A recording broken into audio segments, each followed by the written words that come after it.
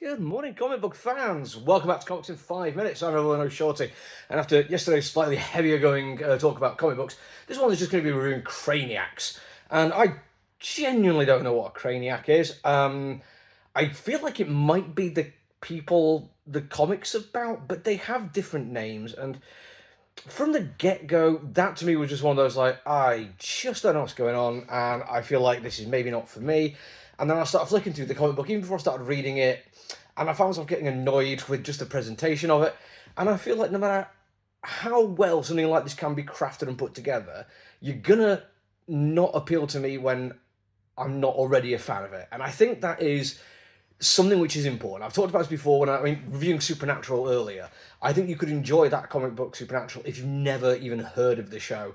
It was still a functional story with good characters, artwork really nicely done, and very good little horror beats, and tone and setting were all really, really good.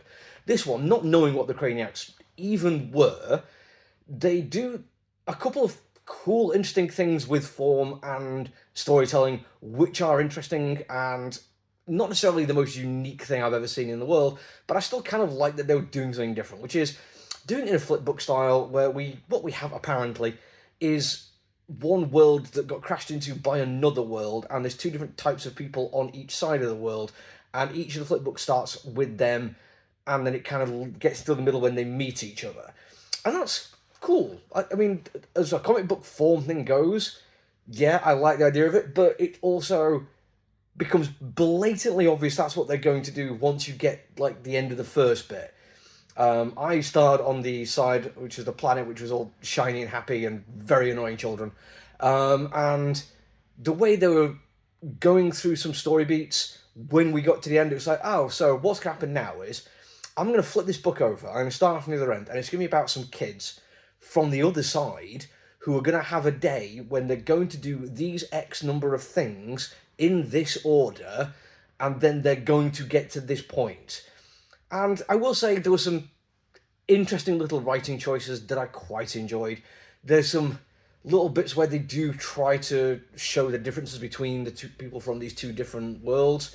But for the most part, it just felt like if you're going to telegraph what you're doing that obviously, you need to do a little bit more to keep it interesting, which is very hard to do because the people writing it will not know which side people are going to start from. So you can't do it with the idea of if you've read one, the next side is going to be surprising. They kind of need to go in the same direction, and the mirroring, I think, is going to be important. Like, if I'm going to lay out a little bit of praise here, it's probably low-hanging fruit for anyone who knows who the Craniacs are or what a Craniac is.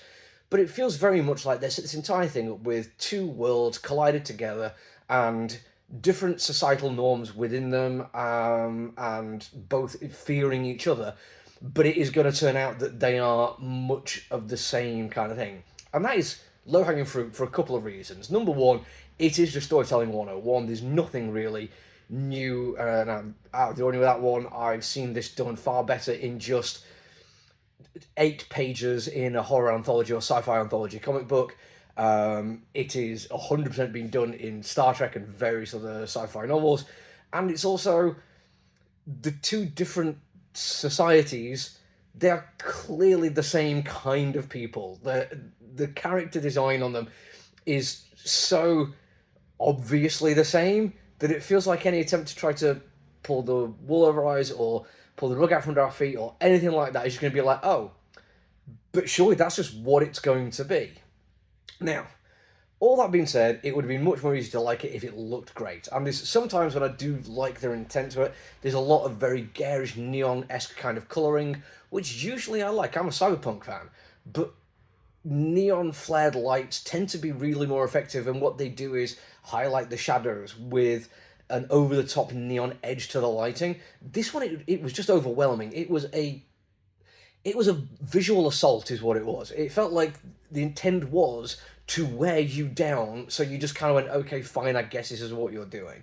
Now, there was some nice bits. There's some little interesting bits of character design, some quite little nice monsters and world building that goes on in it, but all of these are just small little things to kind of stop me thinking this is just not a good start to a comic book. Genuinely don't care what happens next, and I absolutely will not be picking up issue 2. I'm guessing if you're already a fan of Craniac lore, you're gonna get more than I will, but that should not be a reason to just keep making this kind of stuff. Sorry. That's it for now, though. Until I see you all again, look after yourself, everyone. Stay safe. Bye.